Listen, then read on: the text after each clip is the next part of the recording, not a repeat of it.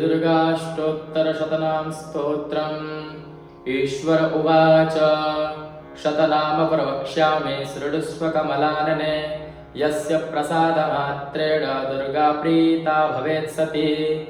ॐ सती साध्वी भव प्रीता भवानी भवमोचनी।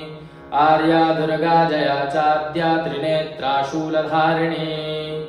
पिनाकधारिणे चित्रा चित्तघण्टा महातपा। मनोबुद्धिरहङ्कारा चित्तरूपा चिताचितिः।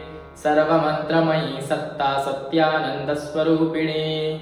अनन्ता भाविनी भाव्या भव्या भव्या सदा गतिः। शाम्भवी देवमाता च चिन्ता रत्नप्रिया सदा। सर्वविद्या रक्षकन्या रक्षयज्ञविनाशिनी। अपर्णानेकवर्णा च पाटला पाटलावती। पट्टाम्बरपरिधाना कलमञ्जीररञ्जिनी। अमेयविक्रमा क्रूरा सुन्दरी सुरसुन्दरी। वरदुर्गा च मातङ्गी मतङ्गमनपूजिता। ब्राह्मी माहेश्वरी चैन्द्री कौमारी वैष्णवी तथा। चामुण्डा चैव वाराही लक्ष्मीश्च पुरुषाकृतिः। विमलोत्कर्षिणी ज्ञाना क्रिया नित्या च बुद्धिदा। बहुला बहुलप्रेमा सर्ववाहनवाहना। निशुम्भशुम्भाननी महिषासुरमर्दिनी।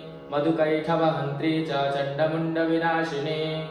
सर्वासुरविनाशा च सर्वदानवघातिनी।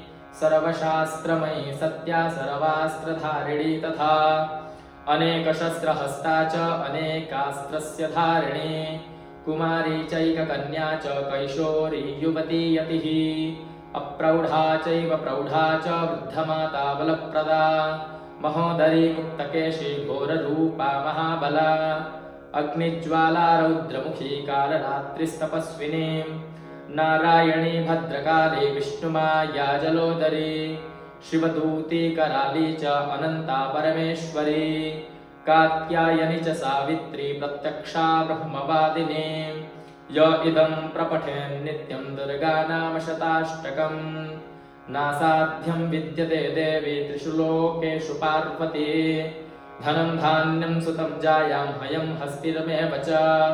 चतुर्वर्गं तथा चान्ते लभेन्मुक्तिं च शाश्वतीम्। कुमारीं पूजयित्वा तु ध्यात्वा देवीं सुरेश्वरीं।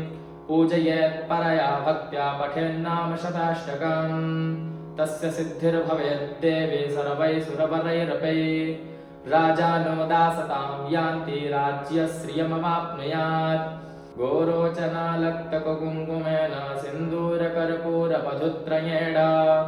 विलिख्य यन्त्रं विधिना विधिज्ञ भवेत् सदा धारयते पुरारिः। भौमावास्यादिशामग्रे चन्द्रे शतभिषां गते। विलिख्य प्रपठेत् स्तोत्रं स भवेत् सम्पदां पद। ॐ दैव्यार्पणमस्तु।